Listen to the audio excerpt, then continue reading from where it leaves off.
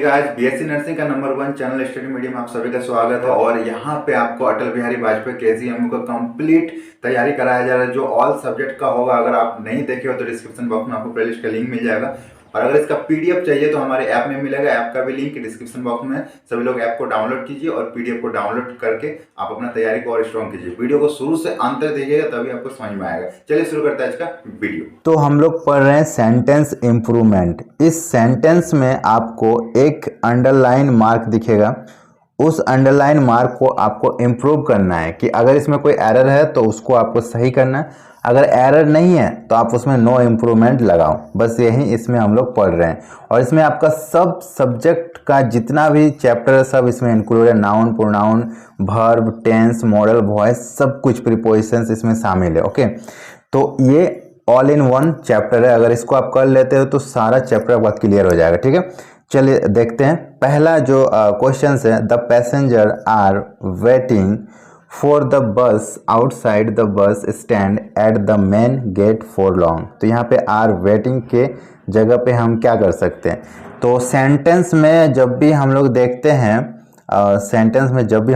हैं कि टाइमर का बात होता है या फिर देखो यहाँ पे फोर का यूज हुआ है, फोर या फिर सिंस का यूज होता है ना, फोर या सिंस का यूज होता है, तो वो सेंटेंस हमारा परफेक्ट कंटिन्यूअस में आता है। परफेक्ट कंटिन्यूअस, और परफेक्ट कंटिन्यूअस में आर वेटिंग नहीं होता है, हैव बीन वेटिंग होता है।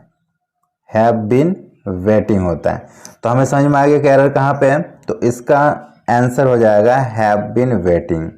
ठीक है, have been waiting. Next question से, miss Pillai teacher very well isn't it. ये क्वेश्चन टैग है। और क्वेश्चन टैग में हमने बताया था कि जो सेंटेंस का अफर्मेटिव फॉर्म होता है उसी का नेगेटिव फॉर्म हमारा यहाँ पे आता है। ठीक है, यहाँ पे इजंट इट है, तो अफर्मेटिव में क्या आएगा? देखो यहाँ पे मिस पिल्लाई टीचर, ठीक है, टीचर है, टीचर के साथ क्या लगेगा? डज लगेगा। अगर टीचर को हम लोग नेगेटिव में जाएंगे तो डज नॉट लगता है ना टीचर के साथ, तो डज नॉट लगेगा, मतलब यहाँ पे डू और डिड नहीं लगेगा। सेंटेंस हमारा प्रेजेंट में है तो डज लगेगा। तो हमारा जो यहाँ पे जो क्वेश्चन टैग होगा वो भी डज से स्टार्ट होगा। ठीक है, और इट क्यों लगेगा? मिस पिल्लाई, मिस पिल्लाई के साथ सी लगेगा ना, इट कैसे लगेगा? तो लिविंग थिंग है इसलिए इसके साथ सी लगेगा। तो हमारा आंसर हो जाएगा डजेंट सी। ठीक है, डजेंट सी। नेक्स्ट क्वेश्चन से, he has fallen out with the girl he wanted to marry. Fallen out, इसके जगह पे हम क्या कर सकते हैं? तो ही हैज, यहाँ पे देखो हैज है, परफेक्ट टेंस में जब हैज आता है तो उसके बाद क्या आता है? V3। फॉलन, बिल्कुल V3 आया हुआ है। और फॉलन के साथ जो है ये आउट एक फ्रेज बनता है, फॉलन आउट एक फ्रेज बनता है। तो फॉलन आउट ये एक फ्रेज है, ये साथ में ही आता है। तो ये साथ में आया हुआ है और उसके पहले हैज़ भी लगा हुआ है, तो इस सेंटेंस में कोई भी एरर नहीं है। इसको आप कोई भी इम्प्रूव नहीं कर सकते। तो आंसर क्या हो जाएगा? No improvement. नेक्स्ट क्वेश्चन है, they are social insect living in communities regulated by definite law. Each members of society bring a well-defined and separate part in the work of a colony. यहाँ पे हमें देखना है living in communities.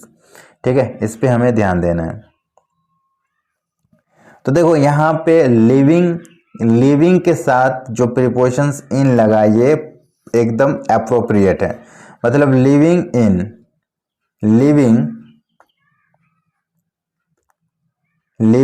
इन जो है ये खुद में एक फ्रेज है, लिविंग इन, तो लिविंग के साथ हमेशा इन आता है, तो ये सही है। और कम्युनिटीज, यहाँ पे देखो बहुत सारे कॉलोनी की बात हो रही है, बहुत सारे, इसलिए कम्युनिटीज में जो है ना ये प्लूरल किया गया है, तो कम्युनिटीज का प्लूरल फॉर्म ही आएगा, तो बिल्कुल सही है। तो यहाँ पे कोई भी इंप्रूवमेंट नहीं होगा, ये आंसर हो जाएगा हमारा ऑप्शन डी, नो इम्प्रूवमेंट। ठीक है, इसका मतलब हो जाता है समुदायों में रह रहे हैं। ठीक है, समुदाय में रह रहे हैं, तो समुदायों में रह रहे हैं, तो उसका प्लूरल फॉर्म आया हुआ है। ठीक है, सही है। नेक्स्ट क्वेश्चन से, if the room had been brighter I would have been able to read for a while before bed time. तो इसका इम्प्रूवमेंट क्या हो सकता है? इम्प्रूव हमें करना है इस पार्ट पे, if the room had been brighter. Okay, तो देखो इफ द रूम, इफ के साथ क्या लगता है? हैड लगता है, लगा हुआ है, हैड लगा हुआ है, तो बिल्कुल सही है, एक्सिलरी वर्ब में कोई दिक्कत नहीं है। उसके बाद देखो यहाँ पे ER है, ये आप ध्यान दो, ठीक है, ऐसे पकड़ना है सेंटेंस को। ER है मतलब कंपैरेटिव डिग्री है, ठीक है, कंपैरेटिव डिग्री में है ER। तो ER जब होता है तो उससे पहले बीन लगता है, तो ये भी सही है, हमारा बीन भी लगा हुआ है, ER भी है और इफ की बदौलत हैड भी है। तो हमें यहाँ पे सब कुछ लगा हुआ दिख रहा है, तो हम इसको बोल सकते हैं कि ये सेंटेंस बिल्कुल करेक्ट है, नो इम्प्रूवमेंट। ठीक है, इसका मतलब क्या होता? अगर कमरा उज्जवल होता, ठीक है, अगर कमरा उज्जवल होता तो हम अच्छे से पढ़ सकते बेड टाइम में। ठीक है, तो इसका करेक्ट आंसर हो जाएगा ऑप्शन डी। नेक्स्ट क्वेश्चन से, I shall be a grateful to you if you are of help to me now. अब देखो यहाँ पे हमको चेंज करना है, यहाँ पे जो सेंटेंस दिया गया है पहले तो हम देखेंगे इफ लगा हुआ है, ठीक है, इफ लगा हुआ है, you are of help to me now. अब देखो यहाँ पे हेल्प है, हेल्प के आगे पीछे दोनों तरफ आपको क्या दिख रहा है? प्रीपोजिशंस, एक तरफ ऑफ है एक तरफ टू है, लेकिन ये जो ऑफ है इसमें अंडरलाइन नहीं है, देख लो, मतलब वो सही है, जहाँ पे अंडरलाइन है उसी पे गलत होने के चांसेस है। देखो एक तो पहली बात कि हेल्प के दोनों तरफ प्रीपोजिशंस नहीं लगेगा, ठीक है, दोनों तरफ नहीं लगेगा तो क्या हम ऑफ को हटा सकते? नहीं, क्योंकि यहाँ पर अंडरलाइन है नहीं, तो वो बोल रहा है क्वेश्चन कि ये ऑफ तो मेरा नहीं हटेगा। आप देख लो, तो जब ऑफ नहीं हटेगा तो हमें एक प्रीपोजिशन हटाना पड़ेगा, तो ये टू हटाना पड़ेगा, ठीक है, ये टू नहीं लगेगा। ठीक है, यहाँ पे इन्फिनेटिव नहीं लगेगा क्योंकि इफ भी लगा हुआ तो इफ के साथ इन्फिनेटिव भी नहीं होता है, तो इसके जगह पे हम हेल्प टू की जगह पे हम सिर्फ हेल्प लगाएंगे। ठीक है, तो इसका करेक्ट आंसर हो जाएगा ऑप्शन ए। नेक्स्ट क्वेश्चन से, the reason why he wrote the letter was because he could not contact him over the phone. यहाँ पे why he wrote the letter was because, इस पे हमें ध्यान देना है। ठीक है,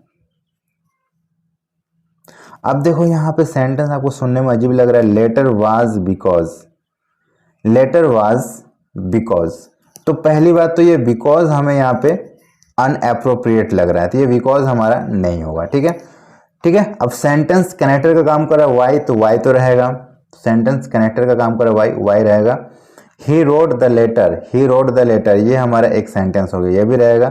उसके बाद वाज, जो आगे के एक्सिलरी वर्ब है वो भी रहेगा क्योंकि पूरा का पूरा पास्ट टेंस में है। ठीक है, यहाँ पे देख लो कुड है ना, तो पास्ट टेंस में वाज भी रहेगा, वाज। उसके बाद बिकॉज यहाँ पे अनएप्रोप्रिएट है, तो बिकॉज की जगह पे यहाँ पे लग सकता है क्या? डैट। ठीक है, डैट, तो सेंटेंस पूरा आ जाएगा, बिकॉज को हटा के डैट कर दो, सेंटेंस पूरा। तो इसका करेक्ट आंसर हो जाएगा option C, why he wrote the letter was that. Okay, चलो नेक्स्ट क्वेश्चन की ओर बढ़ते हैं। नेक्स्ट क्वेश्चन है, the right to walk implies the obligations on the part of the government to give a job to all the unemployed, all the unemployed। यहाँ पे हमें focus करना है। तो the right to work implies the obligations on the part of government to give a job, यहाँ से ध्यान दो, to give इन्फिनेटिव है, a job to, टू के बाद ऑल लगता है, बिल्कुल सही है, a job to all the employed, all the employed, यहाँ पे द भी लगेगा और एम्प्लॉयड भी लगेगा, मतलब यहाँ पे पूरी करेक्ट सेंटेंस है, तो यहाँ पे कोई इंप्रूवमेंट नहीं होगा, no improvement is the correct answer.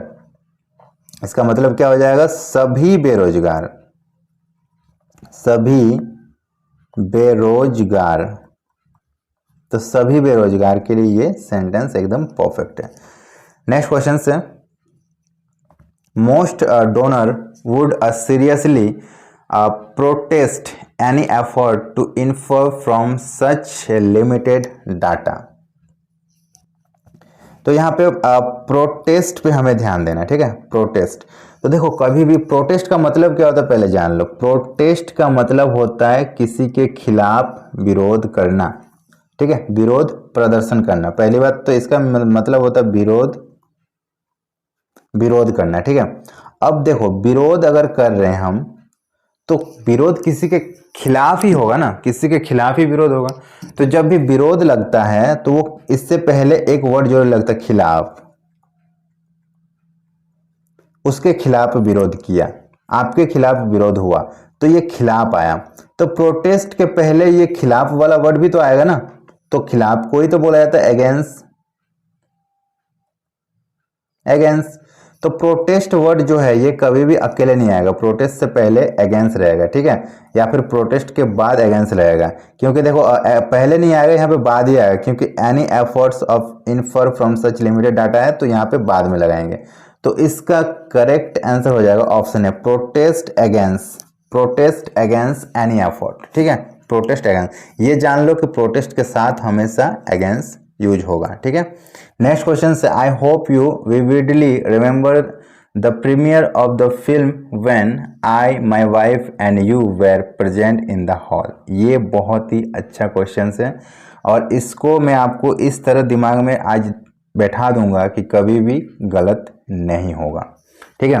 देखो जब भी तीनों एक साथ रहे, कौन कौन, आई, यू और ही की जगह पे सी भी हो सकता है, सी की जगह पे किसी का नाम हो सकता है और नाम की जगह पे माय वाइफ भी हो सकता है, ओके।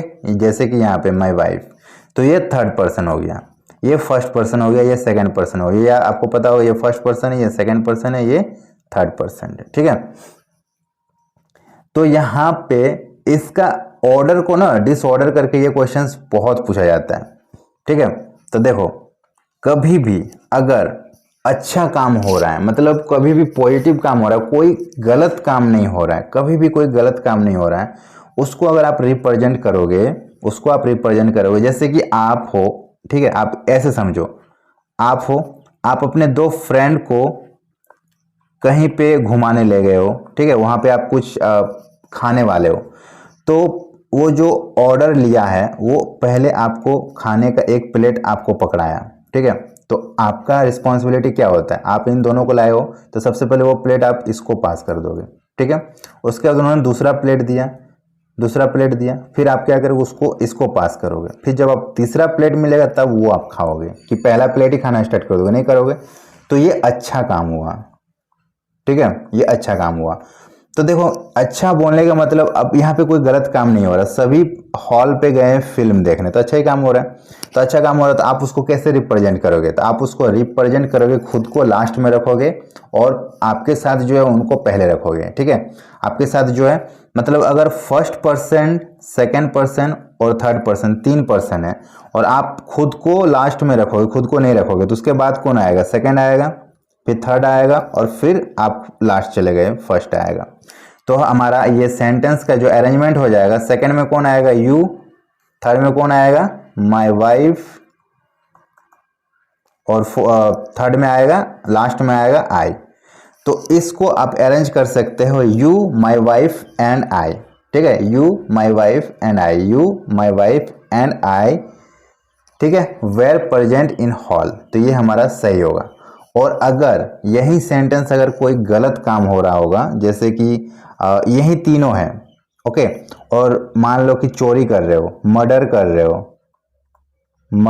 हो, चोरी कर रहे हो, किसी को थप्पड़ लगा रहे हो, झगड़ा कर रहे हो, ऐसा कुछ नेगेटिव काम कर रहे हो, तो फिर क्या होगा, उस टाइम 1 2 3 इसी ऑर्डर में आएगा। जब कोई गलत काम होगा तो आई पहले आएगा, यू बाद में आएगा और ही उसके बाद आएगा, मतलब 1 2 3 में आएगा। उस टाइम सबसे पहले ब्लेम खुद पे लोगे आप कि मैंने किया, आपने किया और उसने किया, इस तरह से होगा। और जब सही काम होगा तो आप, वो और हम वहाँ गए थे, ठीक है। तो इस तरह से आपको दिमाग में आपको मैं पूरा बैठा दूंगा, ग्रामर इतना इजी कर दूंगा, आपको पता भी नहीं चलेगा कब ग्रामर आप सीख गए हो और ग्रामर से एक भी क्वेश्चन नहीं छूटेगा, ओके। तो हमारा ये सारा कंटेंट ही ऐसा बनाया गया है, तो पूरा जरूर देखिएगा। वीडियो अगर पसंद है तो लाइक कीजिएगा, सभी के साथ शेयर कीजिएगा और चैनल को सब्सक्राइब जरूर कीजिएगा। और इस साल आपको गवर्नमेंट में सीट चाहिए और 100% सिलेक्शन चाहिए तो आप ये पीडीएफ जरूर पढ़ो। इस पीडीएफ में आपको 10,000 ऑब्जेक्टिव क्वेश्चंस मिलेंगे जो आपके अटल बिहारी वाजपेयी और केजीएमयू 2023 के लिए बेस्ट है। इसमें आपको physics, chemistry, biology, nursing, aptitude, general knowledge, general English के सभी क्वेश्चन मिल जाएंगे। अगर ये पीडीएफ पढ़ लेते तो इससे बाहर एक भी क्वेश्चन नहीं पूछेगा, ये गारंटी है। ये पूरा पीडीएफ आपको इंग्लिश मीडियम में मिलेगा सिर्फ और सिर्फ 199 रुपये में, जो हमारे एप्लीकेशन में अवेलेबल है। और ऐप जो है वो हमारे प्ले स्टोर में आपको दिख जाएंगे या फिर डिस्क्रिप्शन बॉक्स में हमने लिंक दे दिया है, इसको पढ़ लें। इससे बाहर कोई भी क्वेश्चन नहीं पूछने वाला। ओके, ये मिलते हैं नेक्स्ट वीडियो में, तब तक के लिए बाय बाय।